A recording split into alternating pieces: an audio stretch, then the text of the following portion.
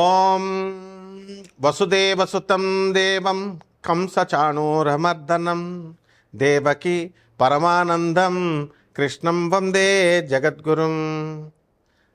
జగదేక వీరుడైనటువంటి అర్జునుడికి జగద్గురువైనటువంటి శ్రీకృష్ణ వారి పాదపద్మాలకు నమస్కారం చేస్తూ మనం ఈ రోజున శని శుక్రులు ఇద్దరూ కలిస్తే ఈ మీనరాశిలో 2025 సంవత్సరంలో ఏం జరుగుతుందో చూద్దాం. సాధారణంగా మనకి శుక్రుడు ఎవరో తెలుసా అండి? లూసిఫర్. బైబిల్లో చెప్పినటువంటి శపించబడినటువంటి దేవతలు అని కొంతమంది ఉంటారు. అలాగే హిందూ మతశాస్త్రంలో కూడా మనకి గ్రామ దేవతలు అని మనం చెప్పుకుంటాం కదా. వాళ్ళ గురించి కొంతమంది ఏమంటూ ఉంటారంటే, ఏమండి ఇప్పుడు నల్ల మైసమ్మ, ఎర్ర మైసమ్మ, తర్వాత ఈ యొక్క గండి మైసమ్మ, ఇలా చాలా పేర్లతో ఉన్నారు. కట్ట మైసమ్మ. మా పంతులు గారు ఒక ఆయన ఉండేవారు. అయ్యి బాబాయ్ ఏంటి ఈ గండి మైసమ్మ, ఈ కట్ట మైసమ్మ ప్రాణాలు తీసేస్తుంది, చెరువు గట్ల మీద ఒంటరిగా వెళితే ప్రాణాలు తీసేస్తుంది అని అనేవారు.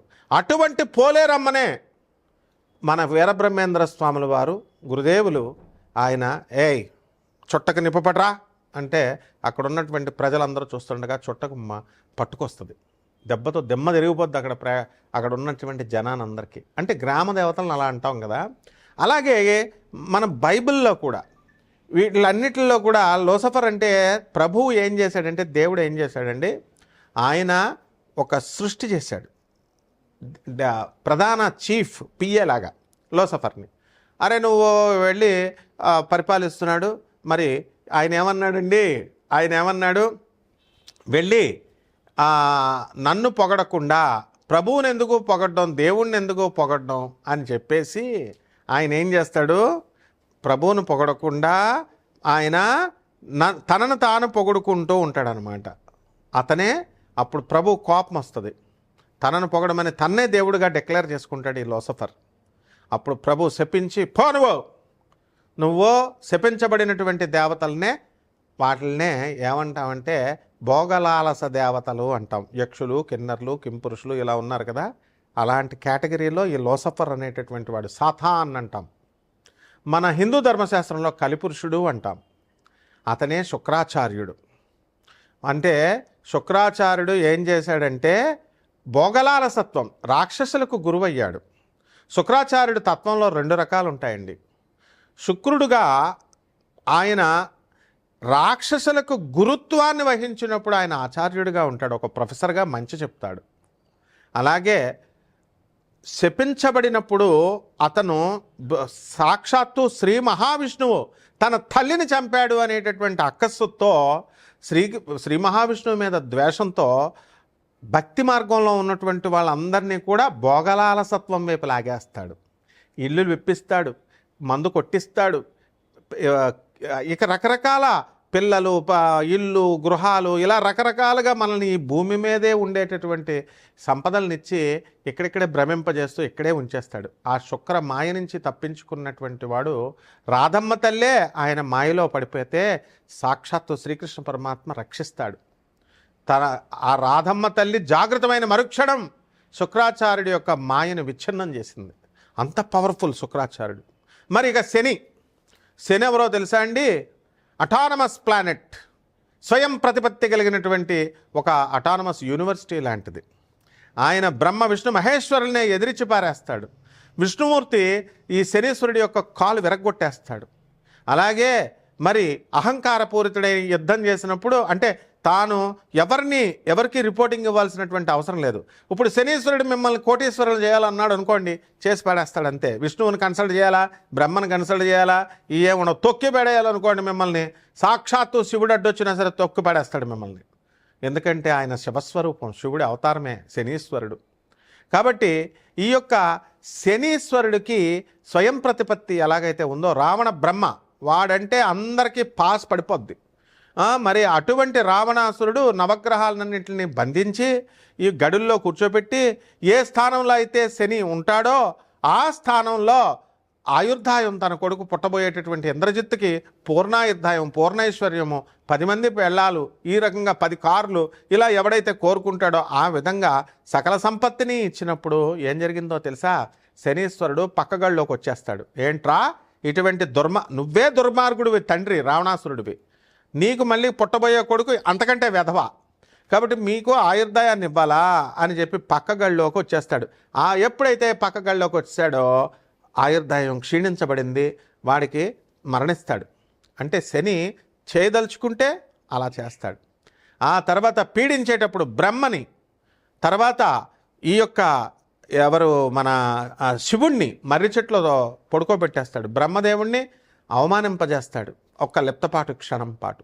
అటువంటి వాడు పరమేశ్వరుని పార్వతీదేవి అడుగుతుంది ఏమని, అయ్యా నిన్ను పీడించడం ఏంటి, సర్వసృష్టికి నువ్వు జగత్తుకి అధిష్టాన దేవుడు కదా, నువ్వే కదా బాస్ అని అంటే, నేను సరదాగా పిల్లల్లాగా చేశా, మన పిల్లలు సరదాగా ఆడుకుంటుంటే మనం ఇది అవ్వకూడదు, డాడీ అని కొడతారు, పిప్పలాచార్యుడిని నేను పుట్టిస్తాను, అతని చేతిలో శనికి పరాభవం జరుగుతుంది అని చెప్పి పిప్పలాచార్యుడిని పుట్టిస్తాడు. ఇవన్నీ కూడా చాలా కథలు ఉన్నాయి. కాబట్టి మనం చెప్పుకోబోయేది ఏంటంటే శని శుక్రుడు గురించి చూద్దాం. మీనరాశిలో శని ఉచ్చస్థితి, అటువంటి శనేమో శుక్రుడు ఉచ్చస్థితి, శనేమో సముడు. కాబట్టి ఈ శని శుక్రుల మిత్రత్వం ఉంది. కాబట్టి ఎక్కడైతే ఇప్పుడు అమ్మాయిని 7 సంవత్సరాలు 8 సంవత్సరాలు ఫోన్ మాట్లాడి వాడికి అదుర్సు సినిమాలో బ్రహ్మానందంలాగా అయిపోద్ది అనమాట. శని శుక్రులు మీనరాశిలో కలిస్తే, మళ్ళీ శని శుక్రులు వేరే చోట కలిస్తే మళ్ళీ అది సక్సెస్ అవుతుంది. అదుర్సు సినిమాలో బ్రహ్మానందం ఏం చేస్తాడండి, చక్కగా ఆ నయనతారకు మొత్తం అన్నీ ఇచ్చేస్తాడు. అన్నీ నాకేస్తుంది గురువుగారు అని జూనియర్ ఎన్టీఆర్ అంటాడు, మిమ్మల్ని నాకేశారండి, బాగా వాడేశారండి అంటాడు. అంటే సోఫాలు ఇప్పిస్తాడు, సామాన్ ఇప్పిస్తాడు. అలా మనం జనం అంతా కూడా ఆడది ఫోన్ చేయగానే, ఆడది అడగగానే మొత్తం డబ్బులు ఇచ్చేస్తారు. మొత్తం మగవాడి పాపం ఎంత దుర్భర పరిస్థితిలో ఉన్న ₹1 ఇవ్వడానికి బాధపడతారు. అది ఈ శని శుక్రుల యొక్క కలయిక మీనరాశిలో. అంటే ఏంటంటే మీరందరూ మిమ్మల్ని అందరినీ లవర్స్ వదిలేస్తారు, అందులో డౌట్ లేదు. తర్వాత ఎన్నో సంవత్సరాలుగా మేము ఇన్వెస్ట్మెంట్లు పెట్టామండి లవర్ మీద, మేము ఎన్నో కష్టాలు పడి మేము 7 సంవత్సరాలు 8 సంవత్సరాలు మాట్లాడామంటారు, మీరు మోసగింపబడతారు మీ ప్రేమికుల చేతిలో. ఇది శని శుక్రుల కలయిక. ఇక 12 రాశుల మీద ఈ శని శుక్రులు ఎలాంటి ఫలితాలు ఇస్తుందో మనం చూద్దాం ఈ వీడియోలో. తులారాశి. ఈ తులారాశి వారందరికీ కూడా మనకి షష్టమంలో ఉన్నటువంటి శని శుక్ర గ్రహ ప్రభావాల వలన బృగశుట్ దోషము అనేటటువంటిది ఉంటుంది. అత్తగారులతో ఆడవాళ్ళతో గొడవలు జరుగుతూ ఉంటాయి, కాబట్టి జాగ్రత్తగా ఉండాల్సినటువంటి అవసరం ఉంది. అయితే శని యొక్క ప్రభావం వలన మీ ఆయుర్దాయం పెరిగేటటువంటి అవకాశాలు మీకు ఉన్నాయి.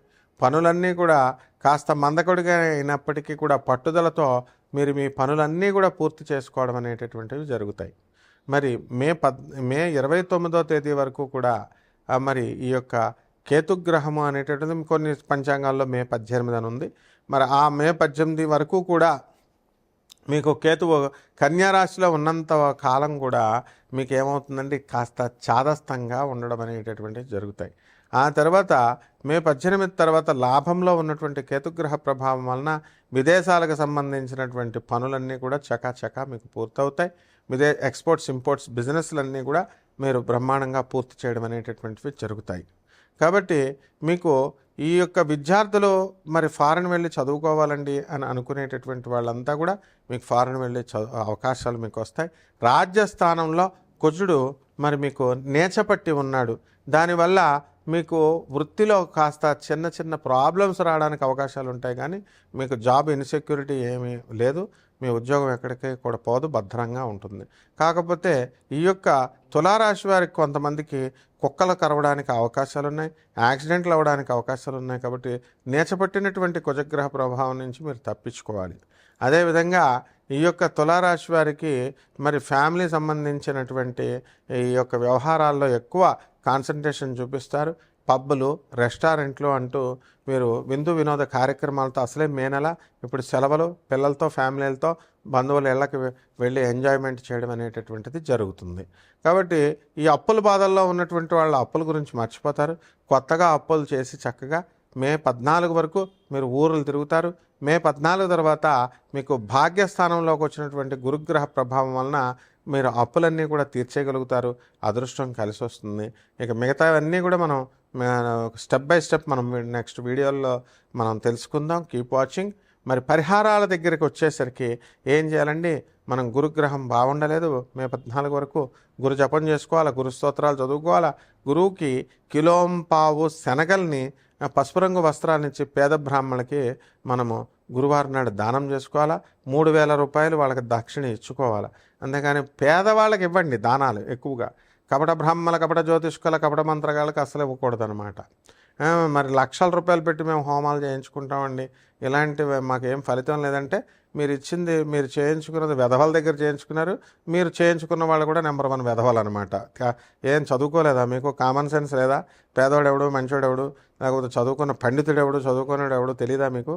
కాబట్టి జాగ్రత్తగా ట్రేస్అవుట్ చేసుకోవాలి. సాంప్రదాయబద్ధంగా తాతల హయాం నుంచి కమర్షియల్గా కాకుండా నాన్ కమర్షియల్గా ఉన్నటువంటి గురువుల చేత, పండితుల చేత, పంతుల చేత చక్కగా వాళ్ళకి దానం ఇచ్చుకుంటే వాడు ఆశీర్వదిస్తాడు, వాడు పెళ్ళం పిల్లలు ఆశీర్వదిస్తారు. వాళ్ళు బలిసిన వాళ్ళకి లక్షల రూపాయలు మాకు కావాలనేటటువంటి వాళ్ళని మీరు ప్రోత్సహించినట్లయితే మీరు వాళ్ళు కూడా రౌరవాద నరకాలకి వెళ్ళిపోతారు దానం ఇచ్చినా సరే. అలాగే చక్కగా ఈ యొక్క మేడి చెట్టుని చూసుకోండి. మేడి చెట్టు చుట్టూ 108 ప్రదక్షిణాలు చేసుకోండి. చక్కగా బకెట్ నీళ్లు పోసుకోండి.